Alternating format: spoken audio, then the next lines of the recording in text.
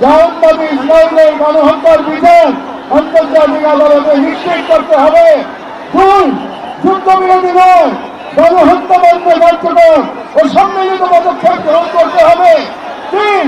1967 সালে পূর্ববর্তী ভূমি ফিরিয়ে দেওয়ার জন্য বাধ্যবাধকতা তৈরি করতে হবে। 4. পূর্ব জেরুজালেমকে ফিলিস্তিন রাষ্ট্রের রাজধানী হিসেবে আন্তর্জাতিকভাবে স্বীকৃতি দিতে হবে। এবং 5. ফিলিস্তিনিদের আত্মনিয়ন্ত্রণ, নিরাপত্তা এবং রাষ্ট্রের সার্বভৌমত্ব প্রতিষ্ঠার পথ উন্মুক্ত করতে হবে। কারণ এই মুহূর্তে বিশ্ব ব্যবস্থা যে ন্যায়ের মুখোশ পড়ে আছে, গাজার ধ্বংসস্তূপে সেই মুখোশ খসে পড়েছে। আমাদের দ্বিতীয় দাবিগুলো মুসলিম উম্মার নেতৃবৃন্দের প্রতি।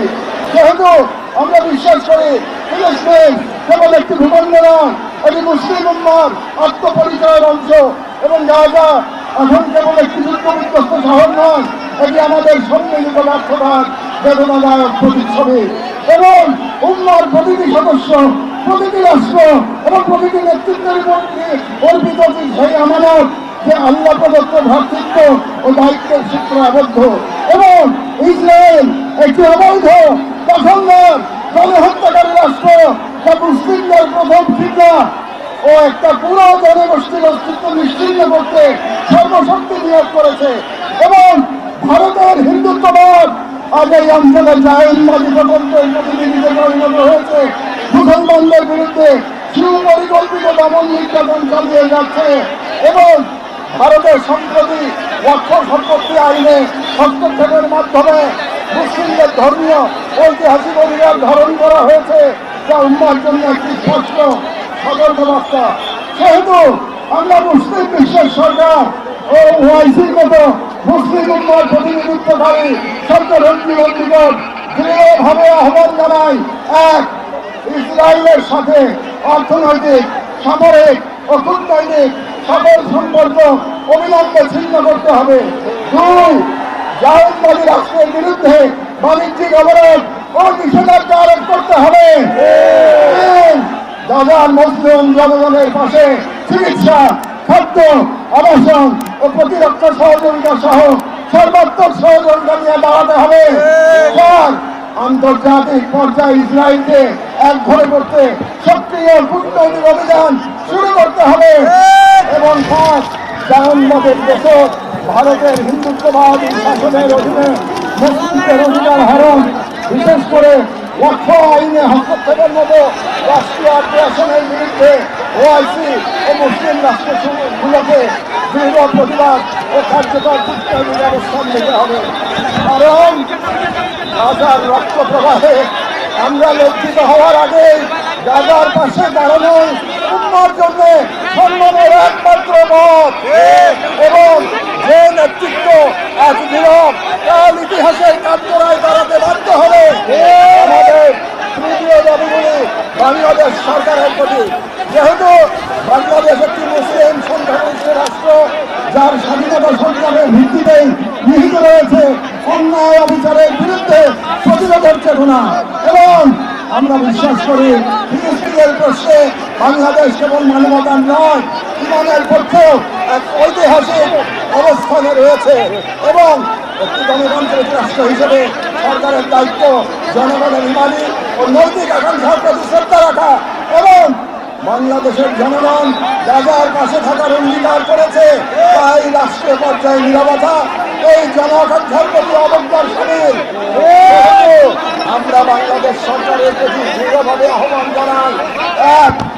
বাংলাদেশি পাসপোর্টে এক্সেপ্ট ইসরায়েল শর্ত পুনর্বহাল করতে হবে এবং ইসরায়েলকে রাষ্ট্র হিসেবে স্বীকৃতি না দেওয়ার অবস্থান আরো সুস্পষ্টভাবে প্রকাশ করতে হবে।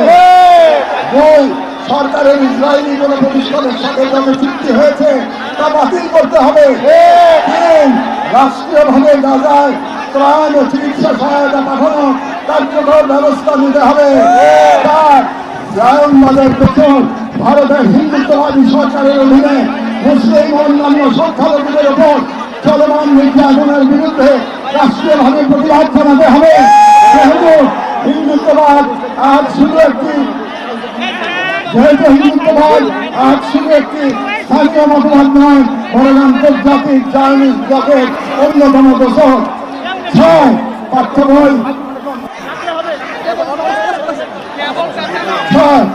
বই ও শিক্ষাবিদদের আল আকসা, ফিলিস্তিন এবং মুসলিমদের সংগ্রামী ইতিহাসকে অন্তর্ভুক্ত করতে হবে, যাতে ভবিষ্যৎ মুসলিম প্রজন্ম নিজেদের ইতিহাস, ঐতিহ্য ও আত্মপরিচয় নিয়ে গড়ে ওঠে।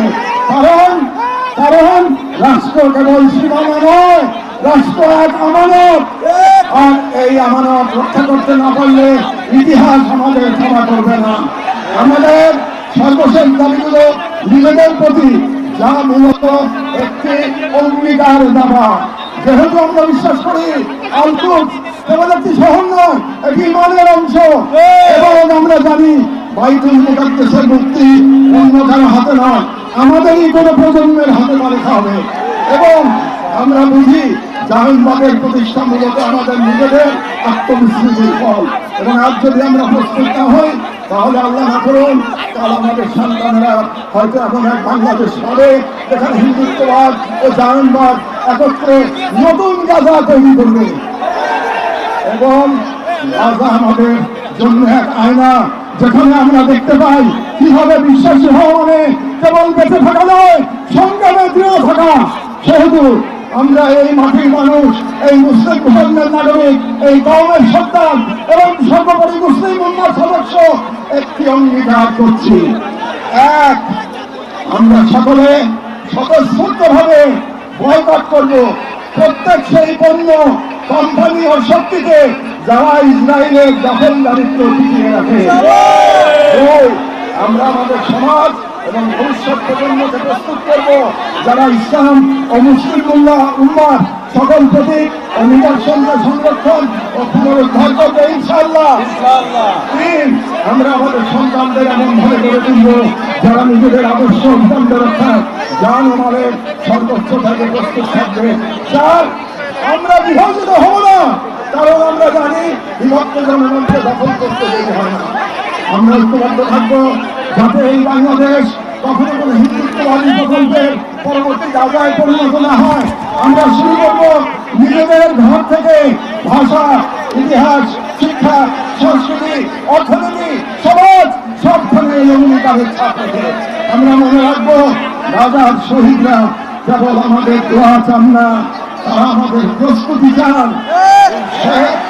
শেষ কথা, শান্তি বর্ষিত হোক গাজার সংগ্রামিত অধিবাসীদের উপর, তাদের উপর যারা নজিরবিহীন সবর করেছেন, যারা বিশাল ইমানের পর প্রমাণ দিয়েছেন, যারা ধ্বংসস্তূপের মাঝে প্রতিরোধের আগুন ফেলেছেন, বিশ্বের নিরাপত্তা উদাসীনতার যন্ত্রণা হাসি মুখে বুকের মাঝে ধারণ করেছেন। শান্তি বর্ষিত হোক তাদের প্রতি যারা নাম লিখে গেছেন ইজ্জতের খতিয়ানে। শান্তি বর্ষিত হোক ইন্দ্রজব, রিম এবং ফাদি আবু সালেহ সহ সকল শহীদদের উপর যাদের রক্ত দ্বারা গাজার পবিত্র ভূমি। একটি শপথ, এই পদযাত্রা সংগ্রামের থেকে আজ আমরা ৪৫ করে আমাদের দাবি সহ উপস্থাপন করব। আমাদের প্রথম দাবিগুলো জাতিসংঘ আন্তর্জাতিক সম্প্রদায়ের প্রতি, যেহেতু জাতিসংঘ আন্তর্জাতিক সম্প্রদায় সকল জাতির অধিকার রক্ষা, দখলদারিত্ব, গণহত্যা রোধের সংকল্প প্রকাশ করে, এবং আমরা দেখেছি গাজায় প্রতিদিন যে রক্তপাত, যে ধ্বংস চলছে তা কোনো একক সরকারের ব্যর্থতা নয়, বরং এটি একটি আন্তর্জাতিক ব্যর্থতার ফল। এবং এই ব্যর্থতা শুধু নিরাপত্তার মধ্যেই সীমাবদ্ধ নয়, বরং পশ্চিমা শক্তি বলয়ের অনেক রাষ্ট্র সরাসরি দখলদার ইসরায়েলকে অস্ত্র, অর্থ ও কূটনৈতিক সহায়তা দিয়ে এই গণহত্যাকে দীর্ঘস্থায়ী করেছে। এবং এই বিশ্ব ব্যবস্থা দখলদার ইসরায়েলকে প্রশ্নবিদ্ধ না করে বরং রক্ষা করার ভূমিকায় নিয়েছে। যেহেতু আমরা জাতিসংঘ ও আন্তর্জাতিক সম্প্রদায়ের প্রতি জোরালো দাবি জানাচ্ছি